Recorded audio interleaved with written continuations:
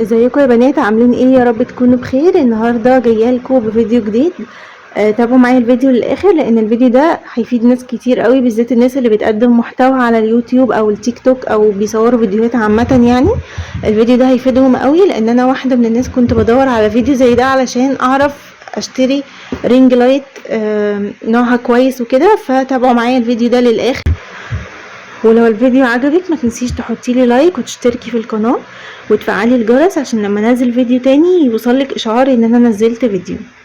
ويلا بينا بقى نشوف الفيديو النهارده هيكون ايه. بصوا يا بنات، انا كنت عايزه اجيب رينج لايت عشان انتوا يعني مش عارفه كلكم عارفين ولا لا، بس يعني انا ميك اب ارتست وبصور شغلي وكده، فطبعا الاضاءه ليها عامل كبير قوي في ان جوده الصوره تطلع حلوه او وحشه. مش الكاميرا بس، لا كمان الاضاءه. فانا كنت عايزه اجيب رينج لايت تكون سعرها حلو، ما تكونش غاليه قوي، وفي نفس الوقت تكون نوعها كويس علشان ما اجيبهاش وتقعد معايا شويه وتبوظ او يحصل حاجه بعد الشر في الكهرباء او كده، لان انا جربت انواع كتير يعني كذا حاجه الكهرباء بيحصل فيها مشكله او يحصل حاجه او كده. فكنت عايزه اجيب حاجه كويسه في نفس الوقت سعرها حلو. فطبعا مفيش احسن من براند جنرال. دي براند صيني، بس هي كويسه قوي في الرينج لايتس وفي هما في منها حاجات كتير قوي يعني، حتى الستاند بتاعها برضو نفس البراند. وفي سوفت بوكس في كل حاجه ليها علاقه بالتصوير ومعدات التصوير في البراند دي. تعالوا كده اقول لكم المحتويات بتاعه العلبه، يعني فيها ايه وبيجي معاها ايه، وهقول لكم سعرها والبيج اللي انا جبتها منها طبعا هسيبها لكم. هقول لكم كل التفاصيل، وكمان هسيب لكم البيج دي، حاجه مهمه قوي لان بجد والله العظيم يعني هي مش مجامله ولا دعايه ولا اي حاجه، اقسم بالله انا دافعه فلوس فيها، بس فعلا البيج اللي انا جبت منها الرينج لايت دي اسعارهم حرفيا اقل من بره بحوالي 500 جنيه مثلا. يعني انا جبتها سعرها اقل من بره بحوالي 500 جنيه، ده بجد والله، يعني 400 500 بجد. فهسيب لكم البيج بتاعتهم عشان لو عايزين تطلبوها اطلبوها منهم على طول، يعني ما تدوروش على حد تاني تجيبوا منه لان هم اسعارهم حلوه قوي. فتعالوا كده نفتح مع بعض العلبه ونشوف محتوياتها ايه. بصوا بقى يا بنات، انا قعدت لكم في الارض عشان اعرف اوريكم. بصوا نفتح الاول مع بعض الستاند. تمام، طبعا الستاند جاي في الكرتونه دي كده. تمام،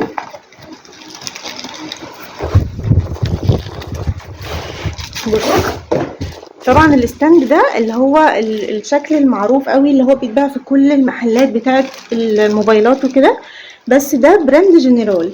يعني بصوا هوريكم برضو الاسم مكتوب عليه اهو، شايفين؟ يا رب يكون واضح اهو. ده براند جنرال، ده اصلا نوع كويس قوي واحسن من اللي بيتباعوا في المحلات بتاعه التليفونات. ده نوع كويس قوي بصراحة. يعني الستاند برضو عليه عامل ان هو لازم يبقى نوعه كويس عشان يستحمل الرينج لايت ويبقى كويس يعني. بصوا انا هوريكم بس دلوقتي الحاجة اللي في العلبة، يعني هفتح الستاند معاكم، بس يعني هقوم اقف عشان تشوفوا الستاند وهو مفتوح. بس انا دلوقتي هفتح معاكم الحاجة اللي جاية مع العلبة دي كده. العلبة بتاعت الرينج لايت. بصوا يا بنات، الرينج لايت دي 60 واط. طبعا احنا عارفين ان الرينج لايت فيه منها 60 واط وفي 100 واط اللي هي الجنرال، غير طبعا برضو الحاجات التانية اللي بتتباع في المحلات شبه اللي انا كنت بشتغل بيها في الاول، اصلا في منها بقى 28 واط و30 واط والحاجات دي. فطبعا كل ما الاضاءة كانت احسن كل ما التصوير هيكون احسن، حتى لو مش بتصوروا ميك اب، حتى لو بتصوروا فيديوهات عادية، فالاضاءة زي ما قلت لكم في اول الفيديو عليها عامل. تعالوا بقى كده نطلعها. بصوا هي كانت جاية طبعا متغلفة بأكياس كتير، والبتاع اللي هو اللي بيعمل فرقية ده، بس انا طبعا فكيتها يعني فتحتها اول ما استلمتها عشان اجربها طبعا.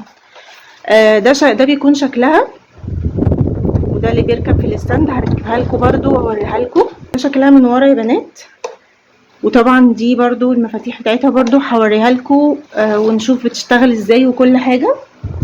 تمام.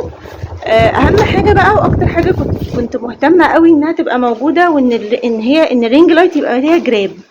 فهي الحمد لله ان هي معاها جراب، وعايزه اقول لكم ان الجراب متين جدا. يعني بصوا هفتحه معاكم برضه عشان تشوفوه. بصوا ده الجراب بتاعها اللي بتتحط فيه. طبعا ده برضو الحاجات مغلفينها كويس قوي. ده الكابل بتاعها، كابل عادي خالص وبيركب فيها من ورا، وبرضو هوريكم بيركب ازاي. تمام. وده الجراب بتاع الستاند، يعني حتى الستاند برضو عاملين له جراب، بس هو للامانه يعني الخامه بتاعه الجراب بتاع الستاند خفيفه قوي عن الجراب بتاع الرينج لايت نفسها. وطبعا هي الرينج لايت اهم ان هي تكون محطوطه في جراب متين برضو علشان ما تتخبطش او ما تتكسرش او كده. بصوا يا بنات، ده الجراب، مش عارفه هتفهموا قصدي ولا لا، بس هو من جوه فيه زي مثلا طبقه سفنج كده علشان تحميه برضو لو اتخبط او حاجه، موجوده في الناحيتين. وهو الجراب اصلا كبير قوي، يعني هو كبير عليها كمان. وده اللي هو الستاند اللي بتحطي فيه الموبايل عشان تصوري وكده، وبرضو هوريكم بيتفك ازاي وبيتركب ازاي وكل الحاجات دي هوريها لكم. دي كده المحتويات بتاعتها، الحاجات اللي بتيجي معاها. فتعالوا بقى كده نقوم نركبها مع بعض واوريكم بتتركب ازاي، واوريكم الاضاءه بتاعتها، واقول لكم كل حاجه عنها. بصوا بقى يا بنات، هو ده شكل الستاند بتاعها. تمام. احنا بنفك دي كده علشان نفتح بيها الرجل كده من تحت. ثواني بس افتحها شويه. وبتضغطوا على دي كده، بتضغطوا عليها لتحت علشان تتفرد وتبقى واسعه كده زي ما انتوا شايفين. وبعدين بتقفلوها تاني عشان ما تعملش منكم، ما تفلتش يعني، فاهمين؟ تقفلوا دي كده جامد. هو كده اتفتح من تحت. تمام. هنوقفه بقى وبعدين نيجي نفتح هنا. في هنا مستويين للطول. اول واحد اللي تحت ده هنفتح برضو هنا، وبعدين نطول هنا. تمام. طولوا بقى الطول اللي انتوا عايزينه. انا هحط دي كده في الارض وهقفله من هنا من تحت. المستوى التاني للطول، ثواني بس عشان اشوف انتوا باين، هو باين ولا لا؟ تمام. ده كده المستوى التاني للطول. طبعا انا مش هطوله قوي عشان بس تبقوا شايفين.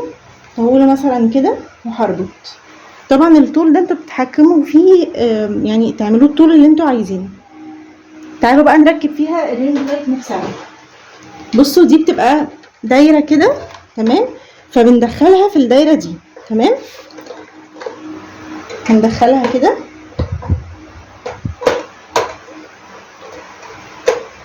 تأكدوا بس ان هي ركبت صح عشان ما تقعش منكم. بس هندخلها كده، والمسمار ده هنربطه جامد علشان يمسك دي في الستاند، فاهمين؟ ثواني بقى انزلها لكم شويه. هننزل الطول ده مش مهم عشان بس تبقوا شايفين. تمام. احنا كده ربطنا دي في الستاند كويس. تمام. هنيجي بقى للجزء ده. الجزء ده بتاع ايه؟ برضو بيبقى زي مسمار كده بيتفتح، عشان لو انتوا مثلا حاطين الستاند ده في مكان عايزين تصوروا على الارض مثلا، فبتميلوها كده وبعدين بتربطوا، بتبقى مايله بالشكل اللي انتوا شايفينه ده. لو عايزينها تبقى واقفه بشكل مستقيم بتخلوها زي ما هي كده، وبرضو تبقوا رابطين ده كويس. تمام. ده كده الجزء بتاع الستاند، وشوفنا ازاي نركب فيه الرينج لايت نفسها. تعالوا بقى نشوف الرينج لايت من ورا. هقربها لكم بس عشان تشوفوا. بصوا يا بنات، هو ده شكلها من ورا اهو، مكتوب عليها جنرال. بس ان دي مقفوله كويس. تمام. بصوا بقى، هو ده الكابل بتاعها اللي بيركب فيها زي ما قلت لكم في اول الفيديو. ده بيركب في المكان ده. تمام. هو كابل باور عادي خالص، وده بيتحط في الفيشه. ثواني بقى احطها في الفيشه عشان اوريكم الاضاءه بتاعتها. بصوا بقى يا بنات، انا كده طفيت الاضاءه بتاعت الاوضه كلها. الاضاءه اللي انتوا شايفينها دي اضاءه الرينج لايت القديمه. تمام. بصوا بقى، تعالوا كده نجرب الاضاءه بتاعت الرينج لايت نفسها. بصوا هنا في مفتاحين كده، زرارين يعني. ده بتاع الباور. تمام. بيتلف كده. تمام. فبتفضلوا بقى بتزودوا الاضاءه وتعلوها زي ما انتوا عايزين. دي كده الاضاءه اللي لونها اصفر. ثواني بس هطفي الرينج لايت بتاعتي انا القديمه، يا رب تكونوا شايفين كده. تمام. الزرار ده اللي هو بتاع الباور ده بيعلي الاضاءة، بيوطي وبيفصلها، بيطفيها خالص. كده احنا معلين الاضاءة على الاخر، كده هنوطي شوية. بصوا كده الاضاءة عمالة تقل، واخدين بالكم؟ شايفين؟ وبعد كده بتفصل خالص. تمام. الزرار ده بقى بتاع هو بتغيري بيه الالوان وبتخليه برضو الدرجات اللي انت عايزاها. تمام. الدرجة اللي انت شايفينها دي اللي هي لونها اصفر. تمام. بنلف كده شوية، دي كده الاضاءة الميكس اللي هي بتبقى اصفر على ابيض كده، بتبقى ميكس درجتين مع بعض. تمام. هنلف شوية كمان، دي كده الاضاءة البيضة. ثواني كده امسك لكم او احط لكم حاجة قدام الرينج لايت نفسها يكون فيها اضاءات، يكون فيها الوان، عشان اوريكم الاضاءة بتاعتها شكلها ايه بالظبط. جماعة والله انا بتكلم بجد مش بهزر، بس انا ملقتش حاجة قريبة من ايدي اوريكم عليها الاضاءة غير ده. فاهلا بالدبدوب معانا في الفيديو. بصوا يا بنات، معلش يعني استحملوا شوية دبدوب عشان نشوف بس الاضاءة. دي كده الاضاءة الابيض. تمام. بنلف كده الزرار شوية، بنروح على الاضاءة الميكس دي كده اللي هي اصفر مع ابيض، بيبقوا ميكس كده مع بعض. تمام. هنلف الزرار شوية كده، هيبقى الاضاءة الصفراء. طبعا هو تصوير التليفون مش مبين زي الحقيقة، لان تصوير التليفون مخلي اللون الاحمر عامل زي الاورنج كده، بس هو الحقيقة يعني الدبدوب لونه احمر. دي كده الميكس، ودي كده الابيض. تمام.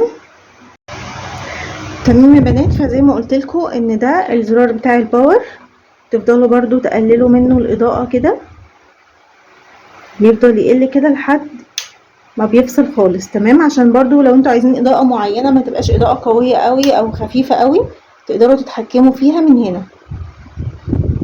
وده اللي هو بتاع الاضاءات، تغيري منه الاضاءة تخليها اصفر او ابيض او ميكس حسب ما انت حابة يعني. تمام.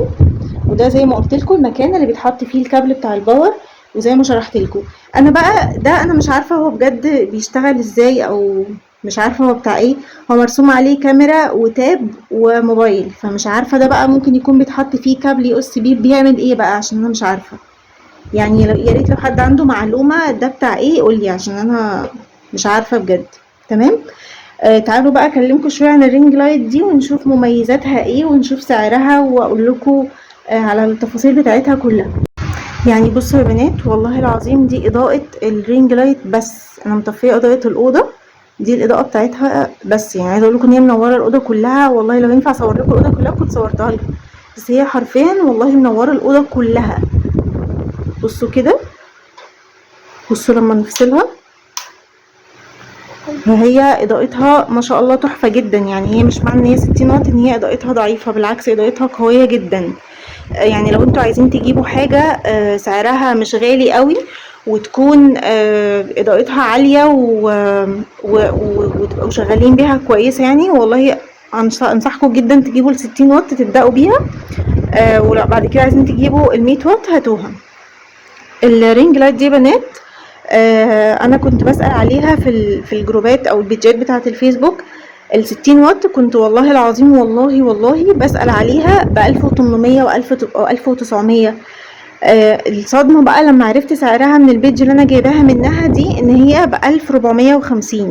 فانتي حرفيا وفرتي 450 جنيه او 500 جنيه كمان لو هتجيبيها من البيج اللي انا اللي هقولك عليها. هي خامتها من ورا بلاستيك، والستاند طبعا معدن، بس هو معدن قوي جدا، غير فعلا الستاند القديم بتاعي.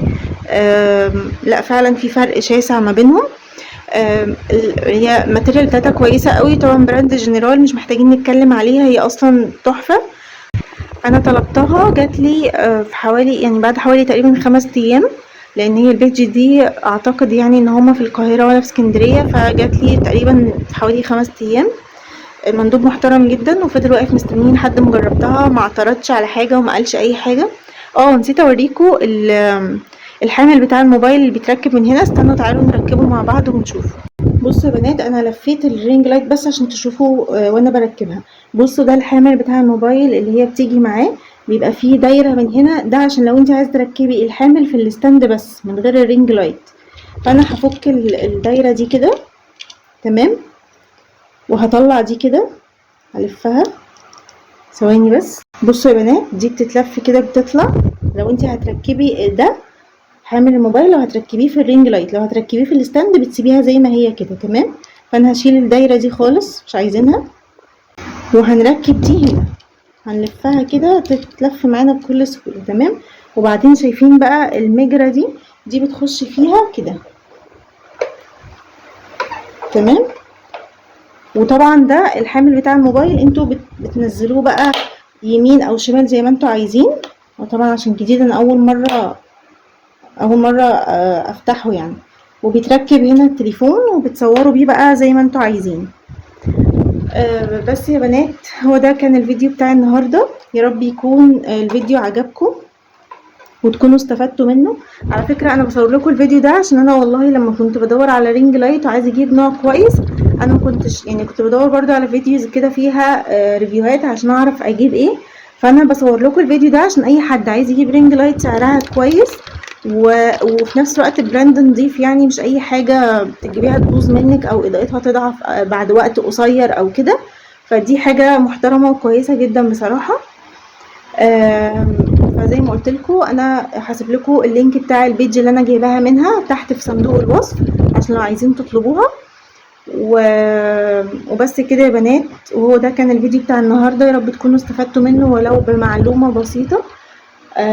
واتمنى تكونوا اشتركتوا في القناه وفعلتوا الجرس وتكوني عملتي لي لايك للفيديو ده. يعني لو وصلتي لحد هنا ولسه ما عملتيش لايك لو سمحتي اعملي لي لايك عشان الفيديو يوصل لغيرك والبنات اكتر يستفادوا منه يعني. بس كده يا بنات، اشوفكم ان شاء الله على خير في فيديو جديد، وباي باي.